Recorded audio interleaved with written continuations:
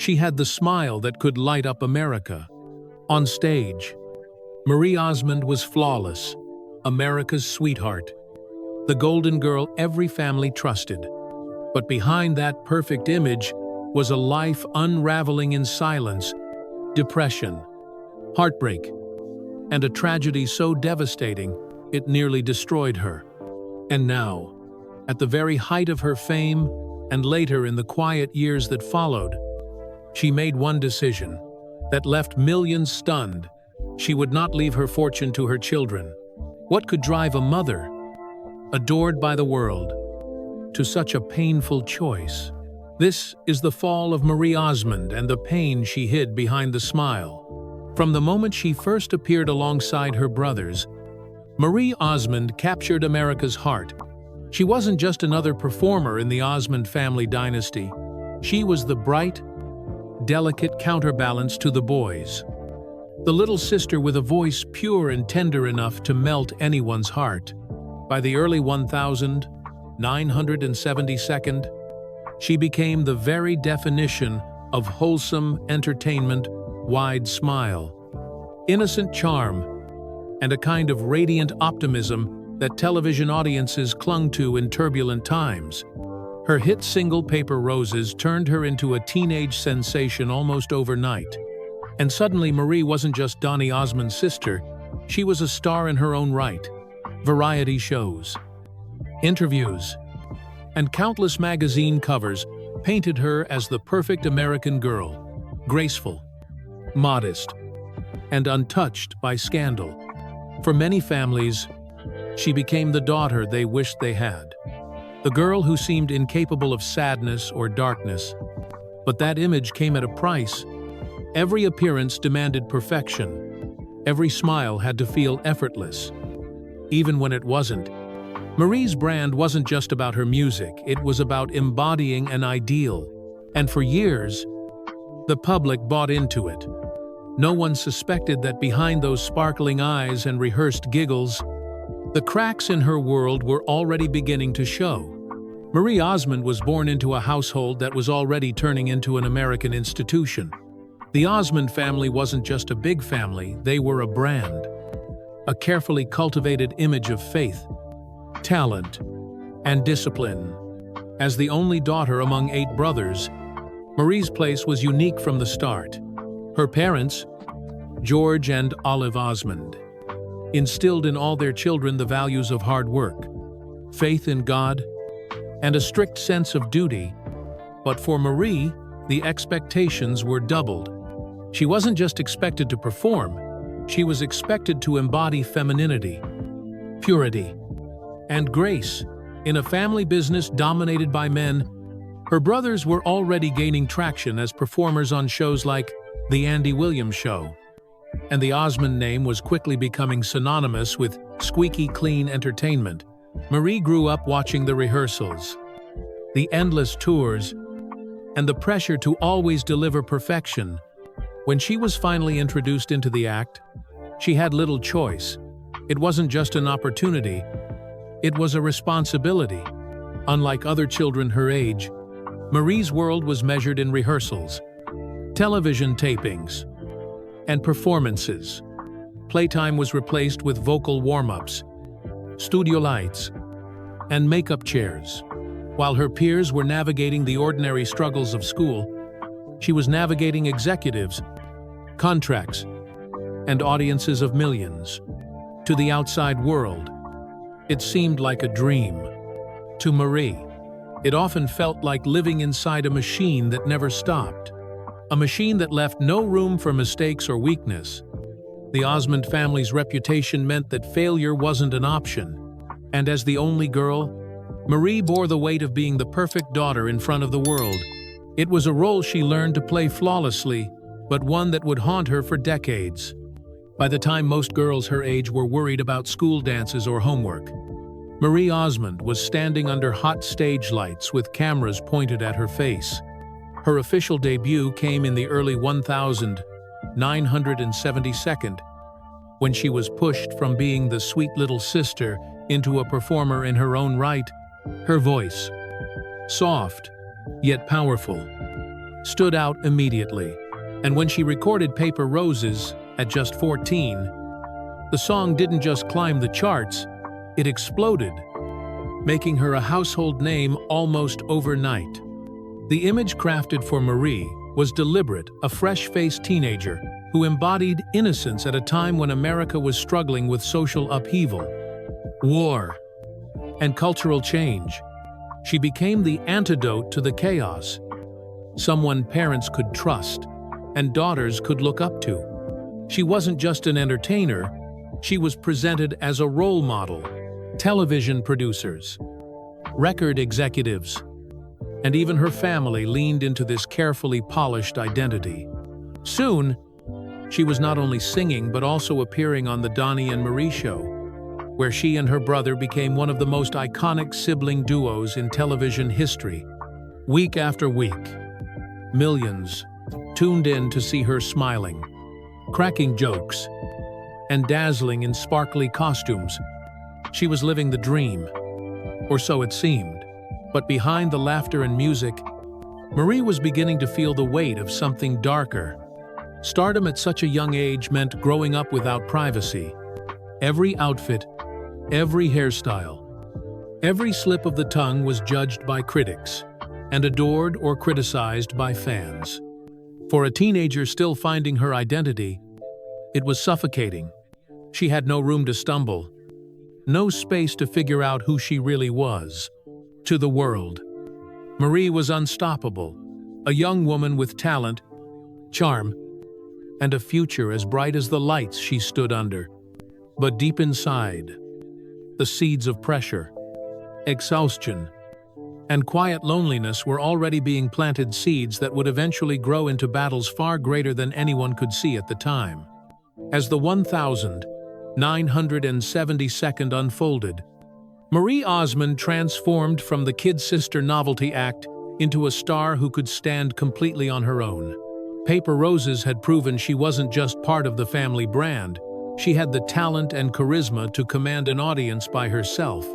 Record deals, talk show appearances, and headlining tours followed. And soon Marie was everywhere. She was on magazine covers, billboards, and posters in teenage bedrooms across the country. Her solo career became a perfect complement to the family's growing empire. Donnie and Marie's variety show may have solidified her as a television sweetheart, but it was her ability to hold her own as a recording artist that elevated her to another level. Fans weren't just tuning in to watch a girl sing cute duets with her brother, they were buying her records, following her career, and embracing her as a genuine icon of the era. Marie carried herself with the poise of someone much older, and that only deepened her appeal. While her contemporaries in pop often leaned into rebellion or edginess, she embodied tradition and wholesomeness.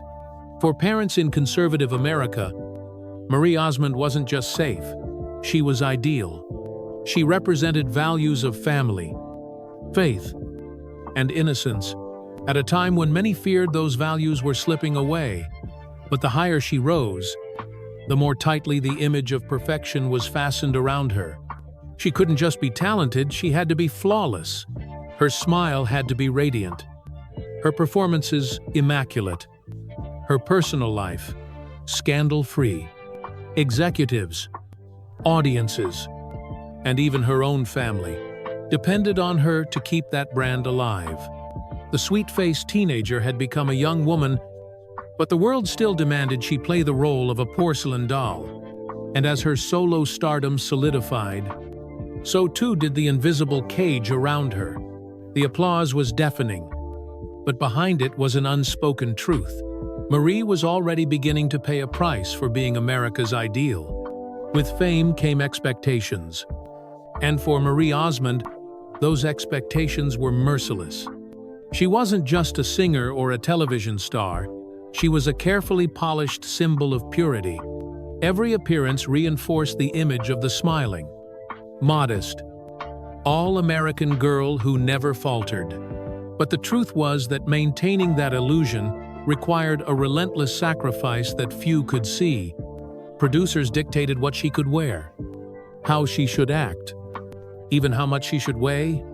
At one point, Marie revealed that she was pressured to lose weight to fit into costumes designed for her, a demand that ignited insecurities she would struggle with for years.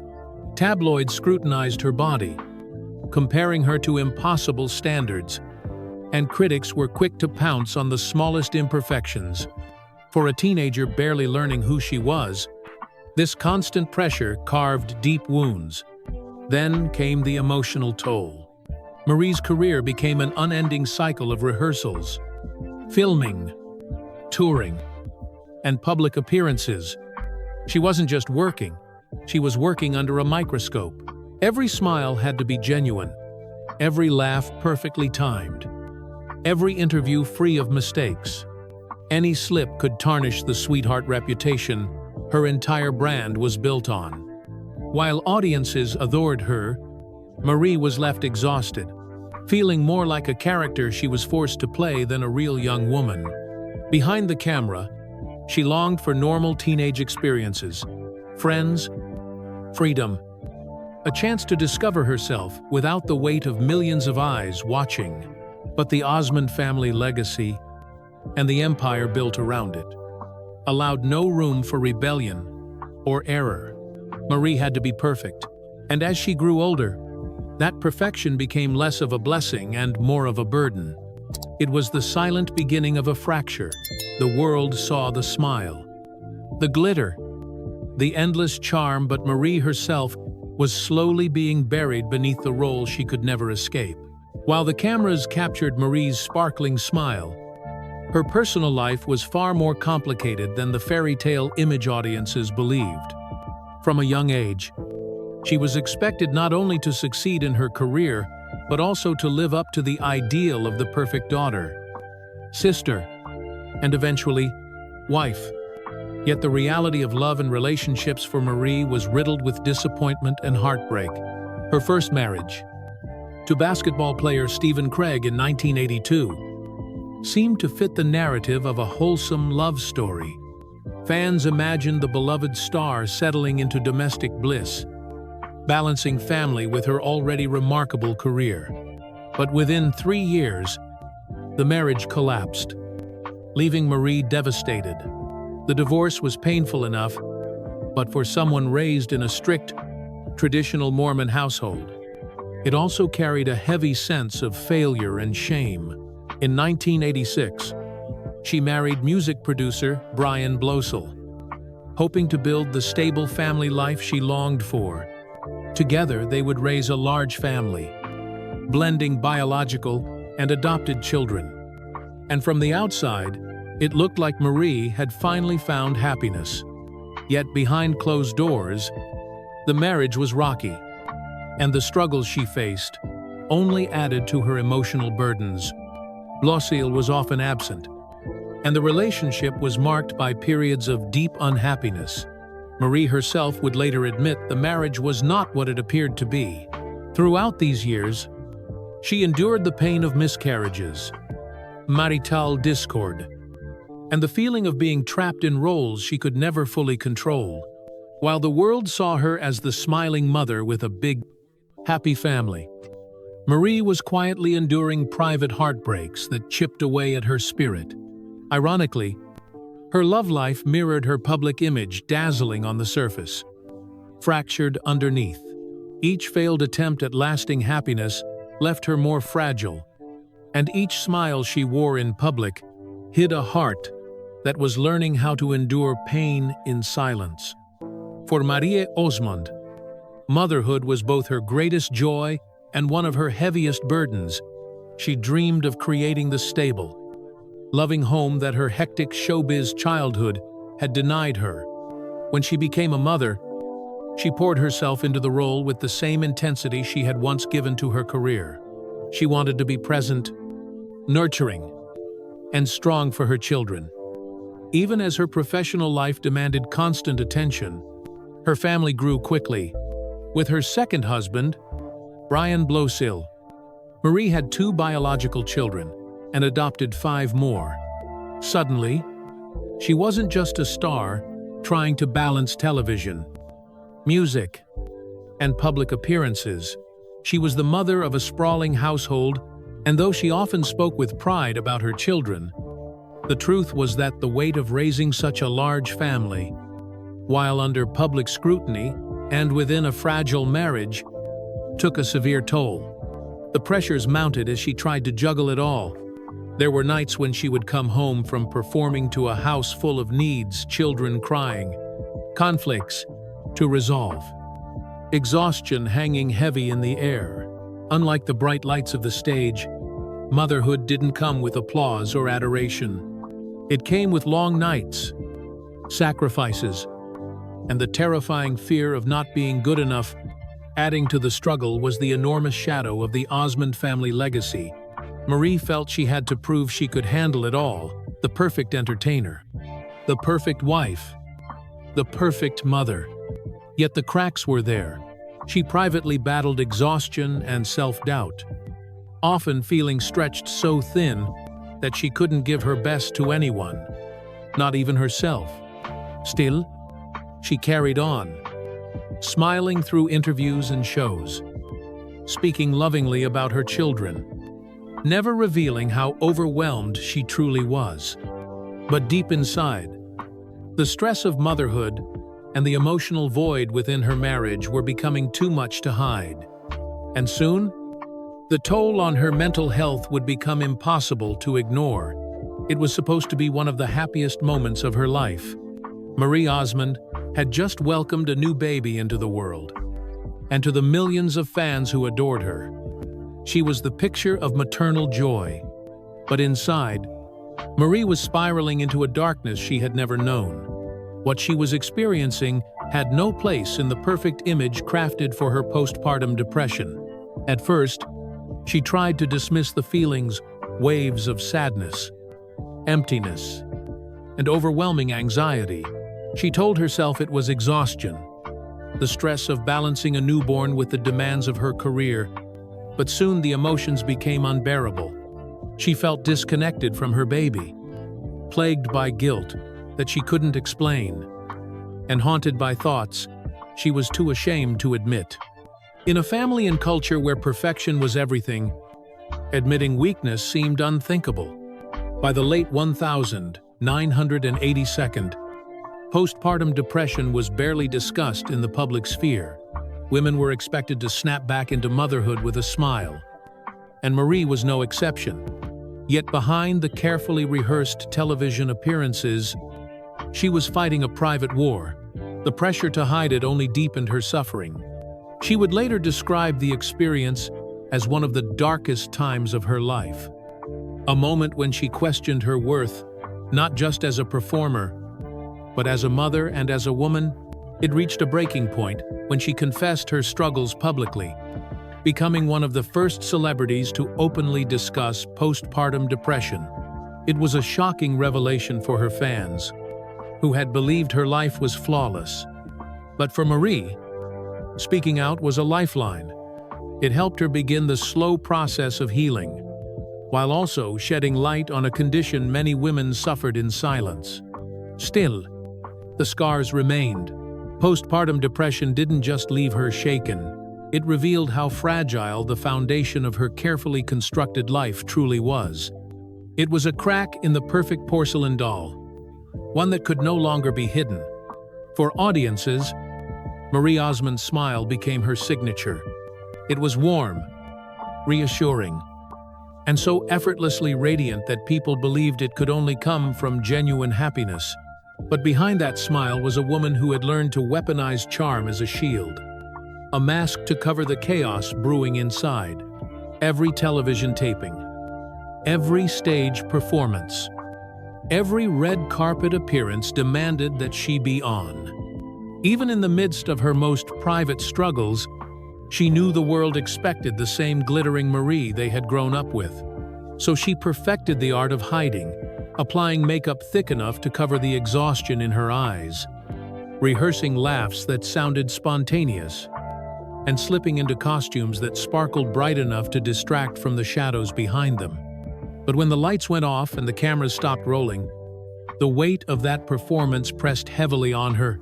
She would return home drained, often collapsing into silence. or crying alone where no one could see.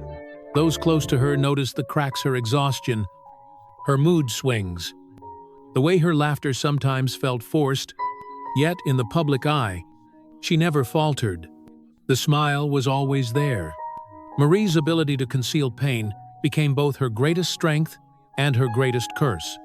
It allowed her to survive in an industry that devours vulnerability, but it also meant she suffered alone, even as she broke barriers by speaking about her postpartum depression. The deeper struggles, loneliness, fractured relationships, and a mounting sense of emptiness remained locked behind her practiced grin. Her smile was a promise she made to the world that she was still the wholesome, joyful Marie Osmond they wanted her to be, but the truth was far more complicated. Behind that perfect facade was a woman barely holding herself together, terrified of what might happen if the mask ever slipped. Being an Osmond meant carrying more than just a famous name. It meant shouldering an entire empire built on reputation, discipline, and the illusion of perfection. Marie often said she loved her family, but she couldn't escape the unspoken rules that came with being part of it. The Osmonds weren't just entertainers. They were held up as moral examples, a model of faith and family values. And as the only daughter, Marie's role was especially heavy. Her brothers had their own struggles, but they were allowed moments of rebellion, mistakes hidden behind the safety of numbers. Marie, on the other hand, stood out. Every move she made was amplified, every flaw magnified. She was expected to embody modesty, virtue, and obedience not just for the public, but for the entire family name. Any misstep wasn't just her burden. It risked tarnishing the legacy of the Osmonds. The weight grew heavier as she grew older. Behind closed doors, she longed to break free, to live a life less scripted. But the sense of duty never left her. Even her marriages and personal decisions were judged not only by fans, but by family expectations. When her first marriage failed, she carried not just her own heartbreak, but also the shame of feeling like she had let everyone down. Financial pressure also played a role. The Osmonds had weathered periods of serious financial trouble, and every member was expected to do their part to protect the brand. Marie became both a performer and, in many ways, a lifeline. Her career choices often dictated not only her own survival, but her family's stability. She loved her family, but she could never ignore the strain. The public saw unity, smiles, and flawless performances. Marie felt the tension of being both a daughter and a commodity, a sister and an icon. And though she rarely spoke about it openly, the pressure of being an Osmond was like a shadow that followed her everywhere, reminding her that her life was never fully her own. By the late 1982nd and into the 1992nd, the flawless image Marie Osmond had worked so hard to maintain began to show its first visible fractures. The world that once adored her was changing. Variety shows were fading. The era of family-friendly television was slipping away, and audiences were shifting toward edgier entertainment. For Marie, who had been built into the symbol of innocence and wholesomeness, the changing cultural tide left her struggling to adapt. The industry's demands grew harsher. Younger stars were rising, and the spotlight that once belonged to Marie now flickered with uncertainty. Critics began to question whether she could stay relevant, while tabloids lurked for any sign of weakness. Every misstep, every slight falter in her career or personal life, was amplified into headlines. At the same time, her private battles intensified. The cracks hidden behind her smile were harder to conceal. She faced the collapse of her marriage to Brian Blosil, endured ongoing emotional turmoil, and tried to balance the chaos of raising a large family with the relentless need to perform. The woman who had once embodied perfection for millions was now caught in a cycle of exhaustion and doubt On stage and in interviews, she tried to project stability, but those closest to her could see the truth. There were moments when the sadness leaked through, when her jokes felt a little too forced, or her eyes betrayed the weariness that makeup couldn't hide. Even her music began to reflect deeper, darker emotions. Contrasting sharply with the bubbly image she was expected to maintain. The cracks weren't yet visible enough to shatter her public image, but they were undeniable. Marie was no longer just America's sweetheart. She was a woman fighting to keep her identity intact, while the pressures of fame, family, and personal despair pulled her in every direction. The illusion of perfection was beginning to crumble, and soon, tragedy would bring the entire facade crashing down. In 2010, Marie Osmond faced the kind of heartbreak no parent ever wants to imagine. Her 8-year-old son, Michael, died by suicide. After a long, silent struggle with depression, he had been adopted as an infant. A boy she adored, and often described as sensitive and gifted, yet also fragile beneath the surface. On the night it happened, Marie was performing in Las Vegas. News reached her within hours, and the show instantly came to a halt. Fans who had watched her smile through every storm were suddenly confronted with the raw truth. Even America's sweetheart was not shielded from life's cruelest blows. The tragedy shocked the public, but for Marie it was a wound too deep for words. The mother who had once carried the weight of an entire family name was now left carrying a grief so immense that no stage, no spotlight, and no applause could ever drown it out. After Michael's death, Marie Osmond entered a darkness that few could comprehend. She had lived her entire life under the gaze of cameras, but no audience could see the weight of grief crushing her in those quiet part-time, unbearable hours. Friends recall how she moved like a shadow in her own home, her voice hollow, her eyes carrying the sorrow of a mother who had lost a piece of her soul. In interviews years later, Marie admitted that she blamed herself, asking endlessly if she could have done something differently, if she had missed signs, if somehow her demanding career had cost her precious time she could never get back. The questions circled her mind like vultures, offering no peace, only torment. Her faith, along a cornerstone of her identity, was tested in the harshest way. She clung to prayer, to the rituals of her religion, desperate for any anchor to hold her steady.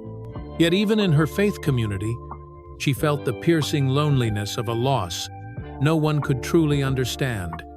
Every photo of Michael, every memory, carried both joy and unbearable pain. And still, because she was Marie Osmond, or the world expected her to stand up and keep going, she returned to the Las Vegas stage sooner than many thought possible, walking out under the lights with the same polished smile she had worn for decades. But behind it, her heart was broken. The applause that greeted her felt empty, like an echo in a canyon, reminding her of all she had lost.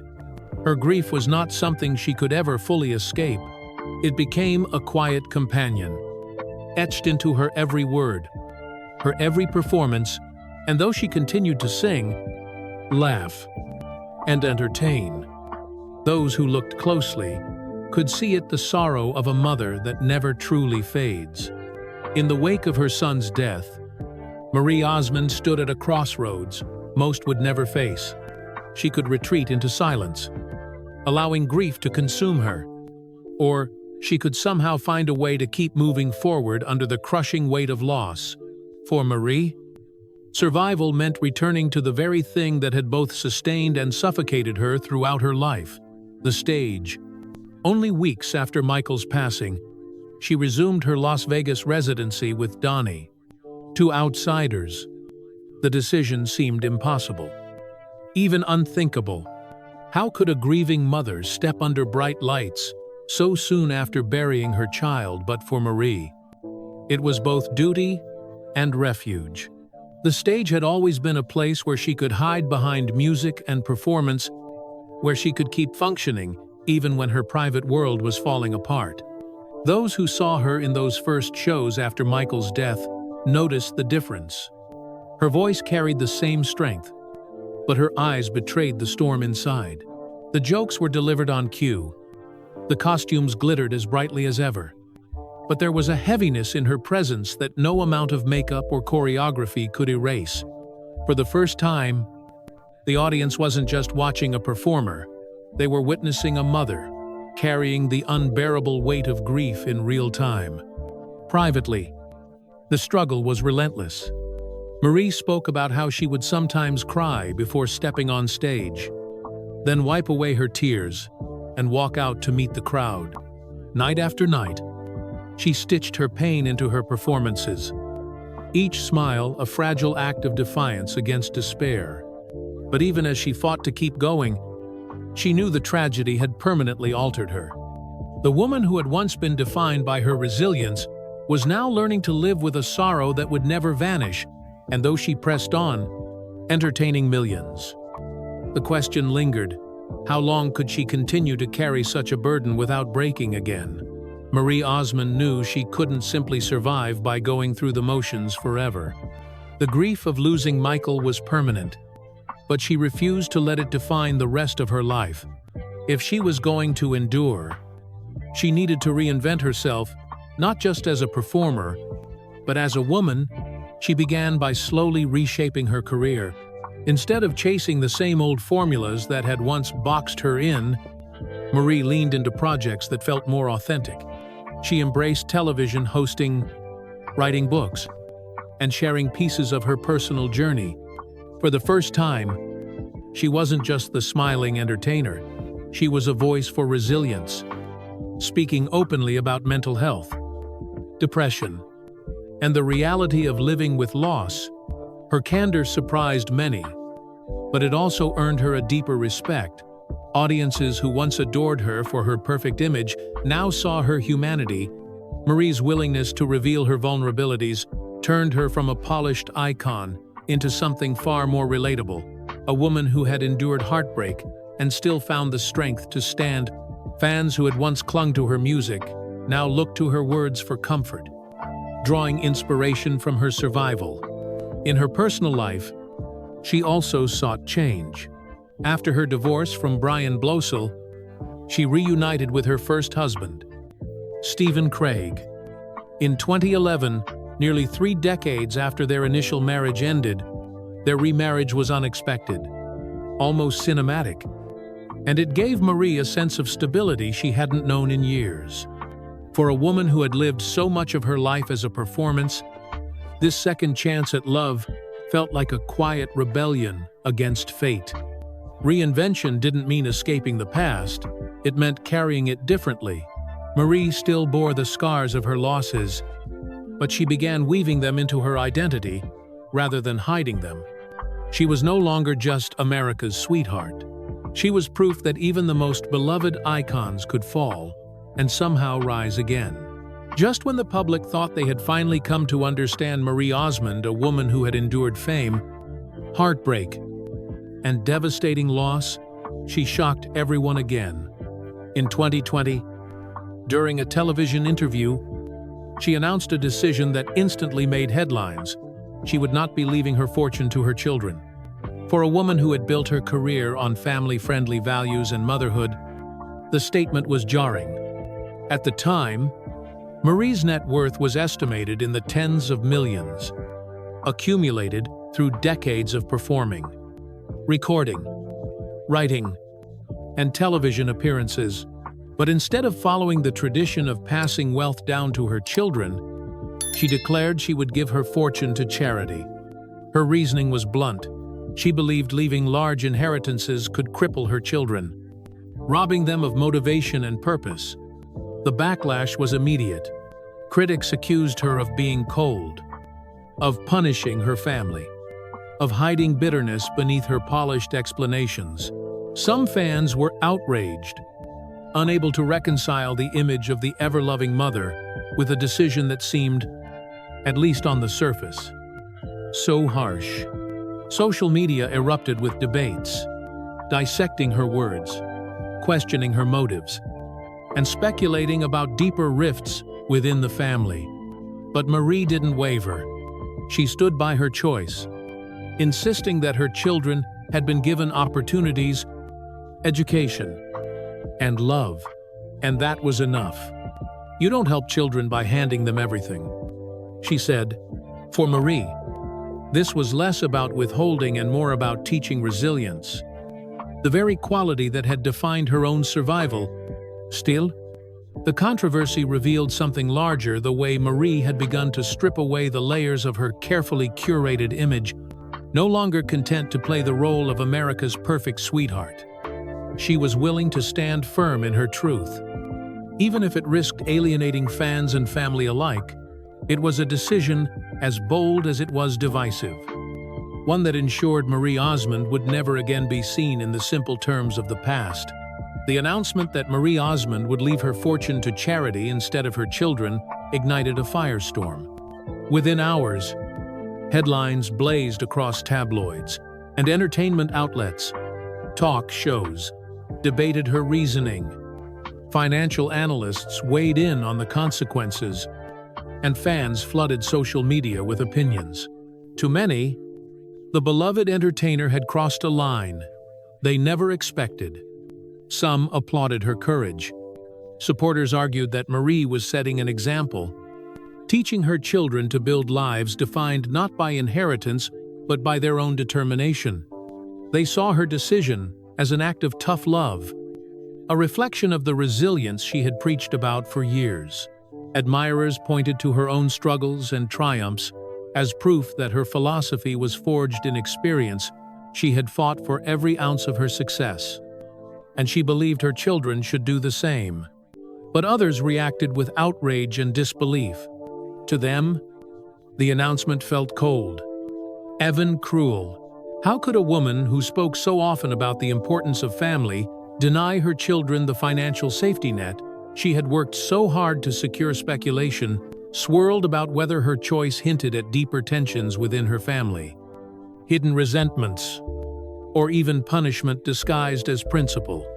The decision reopened old narratives of Marie as a mother who had endured immense tragedy, but now seemed determined to distance herself from her children in the most public way possible. The backlash was amplified by Marie's history. For decades, she had represented ideals of warmth, loyalty, and maternal devotion. This new stance clashed so starkly with that image that people struggled to reconcile the two. To some, it was proof that she had grown hardened by life's blows. To others, it was simply a sign of a woman finally living on her own terms. Regardless of where people stood, one thing was certain: Marie Osmond had once again captured the nation's attention. Just as in her early years, when she was America's sweetheart, her name was on everyone's lips. But this time, the conversation was no longer about her music or her smile. It was about her choices, her pain, and the complicated legacy she was determined to leave behind. With the storms of her past still echoing in the public's memory, Marie Osmond began to look back at her journey with a kind of bittersweet clarity. She had been thrust into fame as a child, molded into an image she could never fully control, and forced to smile through heartache most people could never imagine. Yet as she entered her later years, she seemed more determined than ever to define her story not by tragedy, but by resilience. In interviews, Marie spoke candidly about the lessons she had learned. She admitted her flaws, her regrets, and the countless nights she lay awake wondering if she had done enough as a mother, as a daughter, as a performer. But she also spoke with gratitude, acknowledging that pain had sharpened her perspective. "Life isn't about perfection," she said in one conversation. "It's about learning how to stand up again when you fall." Her reflection wasn't just personal, it became part of her public mission. She used her platform to advocate for mental health awareness, to destigmatize depression and postpartum struggles, and to share her experience with grief in hopes of helping others, the woman once marketed as flawless now found power in imperfection, connecting with people not because she was untouchable, but because she was human. Privately, she embraced the quieter joys of life, her remarriage to Stephen Craig, time spent with her surviving children and grandchildren, and moments when she could step away from the stage and simply breathe. The applause was no longer the validation she sought. Instead, it was peace hard-earned, fragile, and deeply personal that became her true measure of success. Marie's reflection revealed a truth often hidden in the noise of celebrity, that even the brightest smiles can conceal the deepest scars. And yet, in acknowledging those scars, she found a kind of freedom. For perhaps the first time, she was not just America's sweetheart or a grieving mother, she was Marie Osmond, a woman who had endured, fallen, and chosen to rise again. Marie Osmond's story is not one of unbroken triumph, nor is it one of endless tragedy. It is, instead, the complicated truth of a woman who lived her entire life under the world's gaze and still managed to carve out her own sense of identity. From the teenage girl singing Paper Roses to the seasoned entertainer on the Las Vegas stage, she embodied resilience in the face of pressures that would have destroyed many others. Her legacy lies not only in her decades of music, television, and performance, but also in the courage she showed. When the lights dimmed, she spoke openly about struggles that women in her position were expected to hide: postpartum depression, heartbreak, and the devastation of losing a child. By refusing to stay silent, she became a beacon for others who felt alone in their suffering. And though her decision to leave her fortune to charity sparked controversy, it revealed something essential about her journey. Marie refused to let the world define her anymore. She had spent too long being shaped into a role: the perfect daughter, the perfect mother, the perfect star. In her later years, she chose to live honestly, even if it meant defying expectations. For her fans, Marie Osmond will always remain the girl with the radiant smile, the sister who sang beside Donnie, the voice behind the songs that still echo across generations. But beyond that, her story serves as a reminder that behind every bright facade lies a private battle, and that true strength is found not in never breaking, but in choosing to rise after every fall.